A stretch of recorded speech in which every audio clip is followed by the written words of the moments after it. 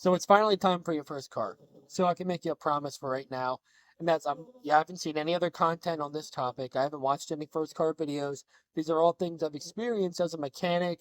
I've done car sales. I've done a few different things. I've been around cars a lot, and I've seen what's good and I've seen what's bad. That's all this is. What I can't promise you is that you're going to agree with me, but I can at least give you the evidence behind why I think the way I do. So the first thing I'm going to say is as much as it would be nice to have an all-wheel drive vehicle, it's normally not in the budget for first-time car buyers, especially at the young age of 16 to 18 when you're first buying your first car. If you have someone who's willing to help you, that's great, but also those people who need the all-wheel drive, they probably shouldn't be driving in snow and bad conditions anyway if this is, they're not experienced drivers. So the car I'm going to pick, I'm getting right to the chase, is a 2003 to 2007-ish Toyota Corolla. Now, and I'll tell you why. Toyotas and Hondas have always been some of the most reliable vehicles ever made. The Toyota being, in my opinion, my favorite only because I've owned both, fixed both, seen both, and I do feel like Toyotas just take a little bit less in parts and a little bit less labor, and they don't break just quite as often. A little bit less leaks. Every car has its quirks though, and you can never. Not everything is black and white, and you have to look at car by car. But I do think Toyota is the best for at least everything, honestly. But for a first time car buyer, you're getting a reliable vehicle that is easy to maintenance. And if you don't maintenance it, you don't run into troubles. Yeah, you should do your oil changes, but if you mess up and go 1,000 over, it's not going to nuke your engine most of the time. These are good cars, they're reliable front wheel drive, and you can normally pick them up for less than $4,000. I personally owned 5 Toyota Corollas between '03 and '07, 204s, 205s, and an '07. The reason for that is I've used them myself and I've given them to other friends and people and helped other people get into these cars. And the one thing I will never do again is I will never pay more money for less miles on one of those Corollas. You see, the problem is my buddy's '07 Toyota Corolla Sport that I helped him get and my 2004 Corolla LE and my other buddy's 2004 Corolla CE. Mine has 97,000 miles on it. My buddy's has 145,000. And my other buddy's with the '04 CE has 200,000 miles on it. Now, that's the mileage I bought these vehicles at.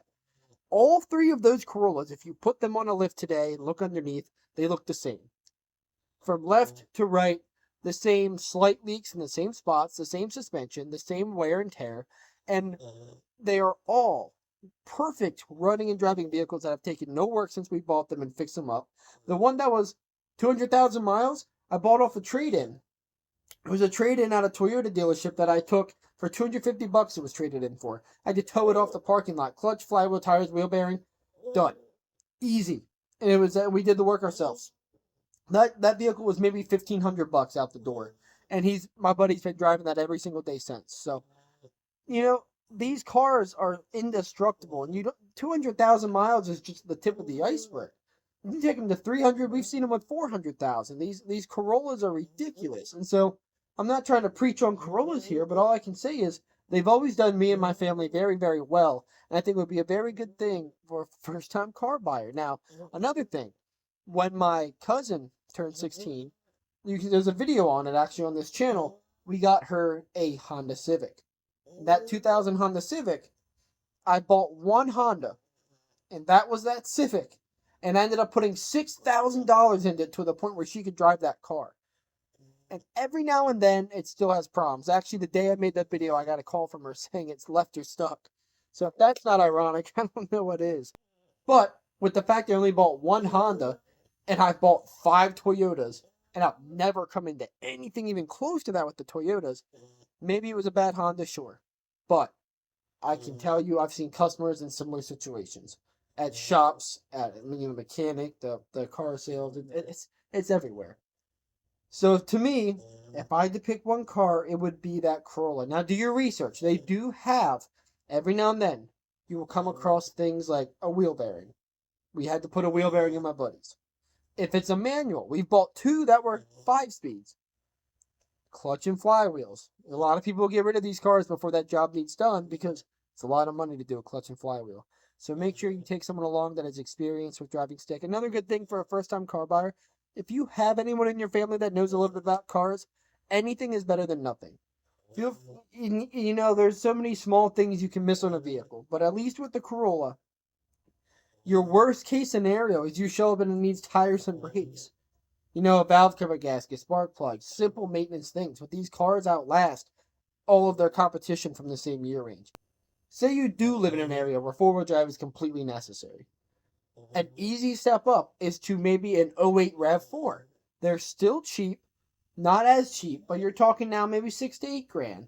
But maybe not even that much if you find them in good condition. But then you're still getting a reliable engine, transmission, the whole drivetrain, the body. The worst thing you're going to have to deal with is the fact people might think it looks like a grandma car and some clear coat fade.